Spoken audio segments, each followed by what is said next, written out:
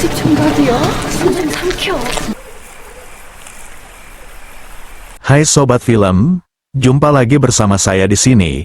Kali ini saya akan menceritakan sebuah film dari negara Korea. Film ini menceritakan kisah pria culun yang selalu dibully di desanya. Alasannya karena pria ini memiliki pohon pisang yang kecil, dan belum pernah melakukan tanam pisang di lahan yang sempit. Hingga suatu hari, keajaiban pun terjadi. Pria culun ini tiba-tiba memiliki pohon pisang yang besar dan segar, sehingga wanita di desa pun berbalik mengaguminya. Mereka berbondong-bondong ingin lahan miliknya itu ditanami pisang pria culun ini. Bagaimana kelanjutan ceritanya? Yuk langsung saja cek alur film lengkapnya.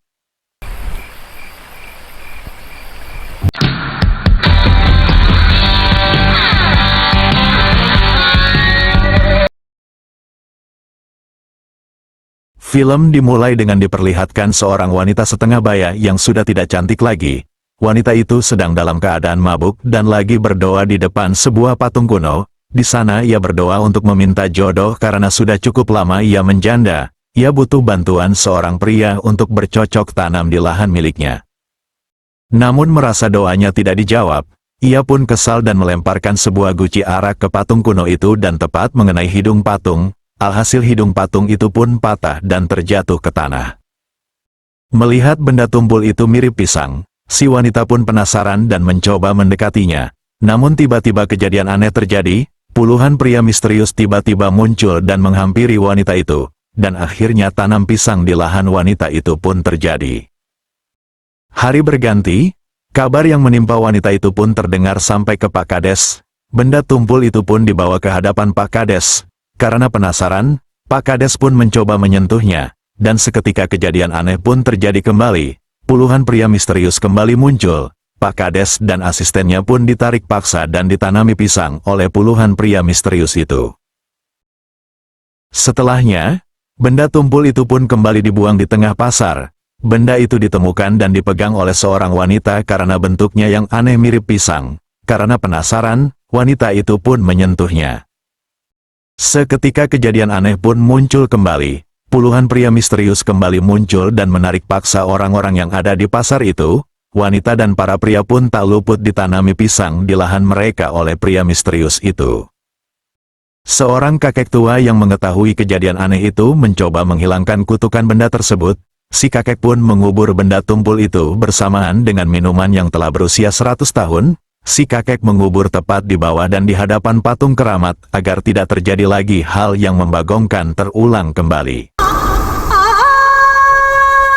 Beberapa bulan kemudian, kita pun diperlihatkan di salah satu desa yang indah dan tanah yang subur. Desa itu memiliki ciri khas yang sangat menarik, di mana ternyata di desa itu penduduknya lebih kebanyakan wanita dibanding pria, dan yang paling menarik lagi adalah, para wanita di sana sangat menyukai dalam hal bercocok tanam. Para wanita di desa itu pun lebih dominan. Para pria di sana harus siap tanam pisang kapanpun di lahan para wanita itu. Di desa itu kita kemudian diperlihatkan dan diperkenalkan dengan seorang pria culun yang diketahui bernama Byun. Pria ini memiliki kemampuan dan kekuatan bertarung di atas rata-rata pria lainnya. Tetapi dalam hal bercocok tanam, Byun adalah seorang pria yang sangat lemah dari yang terlemah.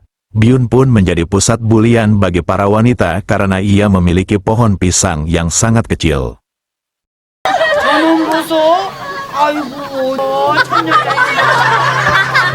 Di sisi lain, kita juga diperkenalkan dengan seorang pria yang bernama Kang Mok.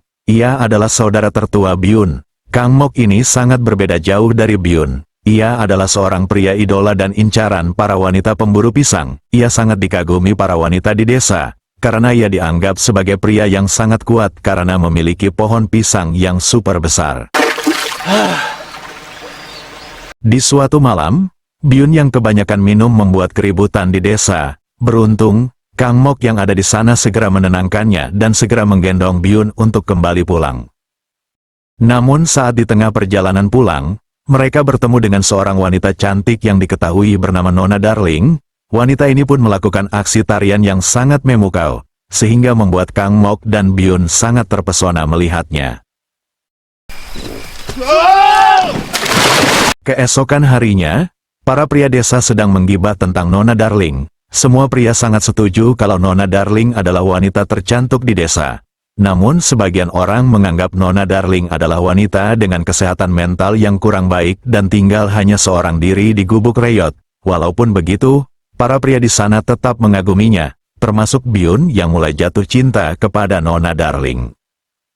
Byun yang tidak ingin kalah dari para pria lain lebih cepat beraksi. Ia sering mengunjungi gubuk Nona Darling secara diam-diam dan membawakannya makanan. Di kejauhan, Nona Darling yang melihat kehadiran Byun membawa makanan. Ia pun terlihat senang.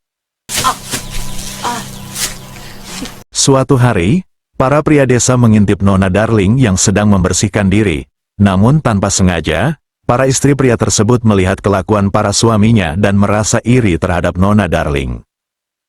Merasa kesal, para wanita itu pun membuli Nona Darling. Beruntung, Kang Mok yang kebetulan lewat di sana secara bijak menghentikan aksi perundungan yang dilakukan para wanita itu. Merasa kasihan dan prihatin atas kejadian tersebut, Kang Mok memutuskan membawa Nona Darling untuk tinggal di rumahnya, lalu ia pun memperkenalkannya pada Byun. Di sana Kang Mok membicarakan acara pernikahan. Walaupun kakaknya tidak bilang akan menikahi Nona Darling, Byun merasa kecewa dan patah hati, ia pun lalu pergi untuk menenangkan diri. Saat Byun berjalan menelusuri hutan, tiba-tiba ia melihat seorang kakek tua dan bocil yang terperangkap di sebuah jaring jebakan. Byun dengan cepat langsung menyelamatkan mereka berdua. Mereka bertiga pun akhirnya duduk dan mengobrol di tengah hutan dengan ditemani api unggun. Si kakek melihat kegalauan yang dirasakan Byun pun menyadarinya. Kakek itu tahu kalau kelemahan pisang Byun adalah penyebabnya. Bahkan Byun selalu menjadi bahan bulian para wanita. Karena Byun telah menolong mereka, si kakek pun ingin membalasnya dan menyarankan kepada Byun untuk mengambil minuman anggur yang ditanam di depan patung kuil keramat. Byun pun disarankan untuk meminum anggur itu hanya 1 teguk saja. Si kakek juga berpesan, setelah meminumnya, selama 15 hari Byun tidak boleh bercocok tanam dengan para wanita. Si kakek juga mengingatkan agar jangan meminum anggur itu terlalu banyak dan menghabiskannya, karena kalau ia melanggar itu, kutukan malapetaka akan menimpa seluruh desa. Namun belum selesai si kakek menyampaikan seluruh pesannya, Byun pun langsung menghilang dan mencari minuman itu. Byun pun langsung menggali dan berhasil menemukannya. Saat akan meminum anggur tersebut, Byun pun kembali teringat saat-saat ia selalu dibuli oleh para wanita di desanya. Dengan rasa kesal dan dendam, Byun langsung meminum seluruh minumannya hingga habis, membuat Byun langsung mabuk dan tidak sadarkan diri. Byun pun pingsan hingga beberapa hari. Saat ia sadar dan terbangun, ia pun melihat suasana di sekitarnya tiba-tiba semuanya sudah berubah dan aneh. Di tengah kebingungannya itu, tiba-tiba beberapa pria datang dengan perlengkapan perang menghampiri Byun. Ternyata seluruh pria dari desanya menjalani wajib militer untuk berperang. Kang Mok yang sebelumnya sudah ikut wajib militer terpaksa ikut berperang untuk menggantikan Byun. Dan sekarang hanya Byun pria satu-satunya yang tinggal di desa itu. Byun lalu pulang ke rumahnya. Di sana ia melihat Nona Darling sedang kelaparan hanya memakan beras mentah. Melihat hal itu Byun langsung memasak nasi untuk Nona Darling. Saat nasi sudah matang dan akan memberikannya kepada Nona Darling, Byun pun terkejut melihat Nona Darling sedang tertidur dengan lahan sempitnya yang terlihat. Di sana Byun pun tidak kuat menahan emosinya dan segera pergi. Keesokan harinya, Byun pun baru sadar kalau dirinya sudah menjadi pria sejati dan memiliki pohon pisang yang sangat besar setelah meminum anggur keramat tersebut. Di sisi lain, kutukan yang diramal si kakek pun mulai terjadi di desa. Kekeringan mulai melanda desa tersebut sehingga terjadi kebakaran di mana-mana. Namun beruntung, Byun yang kebetulan ingin pipis ia tanpa sengaja mampu memadamkan kebakaran yang sedang terjadi, melalui semburan air yang sangat besar yang keluar dari aset pribadinya. Karena aksi semburan air Byun yang luar biasa, salah satu wanita desa pun melihat aksi tersebut. Kini Byun pun menjadi viral di kalangan para wanita desa.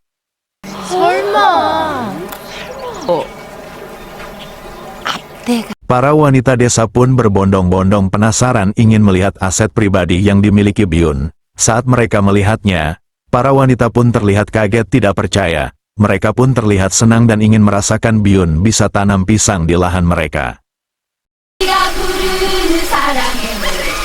Keesokan harinya, para wanita desa pun mulai melancarkan aksinya untuk mendapatkan hati Byun. Namun tidak ada satu wanita pun yang berhasil menggoda Byun untuk mengajaknya bercocok tanam. Namun di malam harinya, salah satu wanita pemilik kedai di desa itu pun menyelinap masuk ke rumah Byun. Di sana wanita itu pun merayu Byun agar mau tanam pisang di lahan miliknya. Byun yang awalnya menolak, tiba-tiba emosinya meledak. Lahan wanita itu pun akhirnya bisa ditanami pisang Byun sampai beberapa kali. Di sisi lain, seluruh wanita desa berbondong-bondong mendatangi rumah Byun sambil membawa seserahan. Mereka rela antri menunggu giliran agar Byun mau tanam pisang di lahan mereka. Dan akhirnya seluruh wanita di desa itu pun bisa merasakan lahan miliknya ditanami pisang Byun yang sangat besar. Keesokan harinya, Byun terkejut saat keluar rumah. Di sana sudah banyak barang-barang pemberian dari para wanita. Di sisi lain, Nona Darling tidak suka dengan sikap yang ditunjukkan Byun kepada para wanita desa itu. Beberapa hari kemudian, Byun mendapat kabar bahwa Kang Mok telah tewas di medan perang dan jasadnya tidak ditemukan. Atas kejadian tersebut, Byun pun banyak menghabiskan waktunya untuk mengurung diri. Di sisi lain, Nona Darling tiba-tiba sakit demam yang cukup parah akibat kekeringan yang terjadi di desa. Tidak mau terjadi hal yang diinginkan, Byun pun lekas membawa Nona Darling ke seorang tabib. Namun di sana, tabib itu mengatakan kalau dirinya tidak mampu untuk mengobati Nona Darling yang sudah sangat parah. Tetapi tabib itu memberitahu Byun kalau ada satu cara yang bisa langsung menyembuhkan Nona Darling.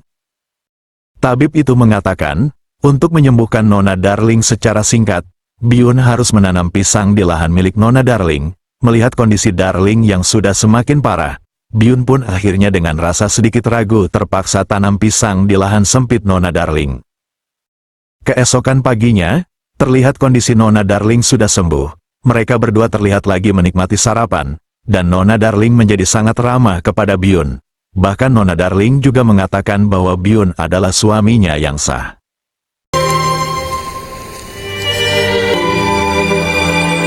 Hari berganti, musim kering pun terus melanda desa yang membuat masyarakat menderita dan hampir putus asa. Pak Kades dan kakek tua pun mengatakan, untuk menghilangkan musim kering dan mendatangkan hujan, hanya ada satu cara, yaitu dengan cara mengorbankan seorang pria perkasa untuk bercocok tanam dengan seekor beruang betina yang dianggap simbol dewa di desa itu. Bukan hanya itu, pria itu harus meminum anggur yang ditanam di depan patung keramat. Si kakek pun langsung memerintahkan warga desa untuk menggali dan mencari anggur yang ditanam. Setelah menemukannya, si kakek pun kaget karena anggur tersebut telah habis dan ia teringat kepada seorang pria yaitu Byun yang ternyata telah melanggar perintahnya. Akibat ulah Byun, musibah dan malapetaka kekeringan pun menimpa desa. Si kakek dan semua orang juga kaget, ternyata semua perempuan yang ada di desa itu lagi hamidun. Semua itu adalah hasil dari cocok tanam Byun menanam pisang besarnya. Si kakek dan kepala desa pun akhirnya memerintahkan pasukan untuk menangkap Byun agar diserahkan sebagai tumbal kepada beruang betina. Di tempat lain, Nona Darling kembali demam tinggi. Menurut tabib, hanya turun hujanlah yang dapat menyembuhkannya apabila mau menyelamatkan Nona Darling dan bayinya yang sedang dikandung. Byun pun tidak tega saat melihat kondisi Nona Darling yang sakit semakin parah dalam keadaannya yang sedang hamidun. Ia pun pasrah dan menyerahkan dirinya untuk dibawa dan dijadikan tumbal untuk bercocok tanam dengan beruang betina.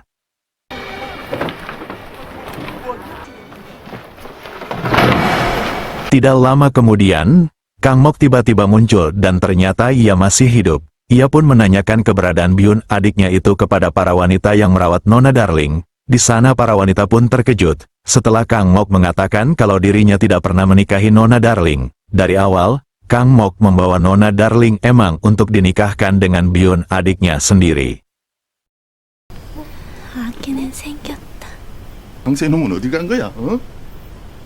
Di tempat lain, Byun masuk dalam sebuah gua yang sangat gelap di mana beruang betina itu tinggal. Semua warga pun melakukan ritual dan berdoa untuk keberhasilan Byun menghentikan malapetaka kekeringan yang menimpa desa.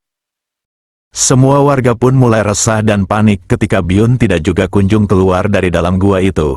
Namun tiba-tiba, hujan deras pun turun dan membasahi seluruh desa yang membuat kekeringan menjadi hilang. dan ternyata itu akibat dari Byun yang telah berhasil bercocok tanam dengan beruang betina itu di dalam gua.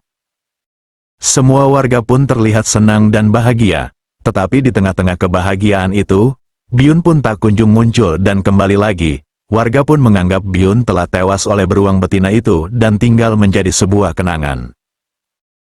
Singkat cerita, beberapa tahun kemudian, kondisi desa pun kembali normal dan subur kembali.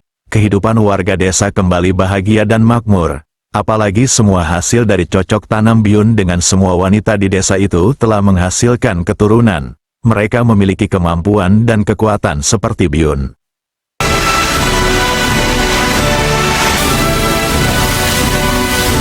Di tempat lain, ternyata Byun masih hidup dan ia sekarang menjadi seorang tukang dayung kapal untuk mengantar para perempuan desa ke pasar. Byun juga mendengar kisah tentang dirinya yang selalu menjadi bahan perbincangan tentang keberanian dan kepahlawanannya yang menjadi legenda, dan akhirnya, film pun selesai.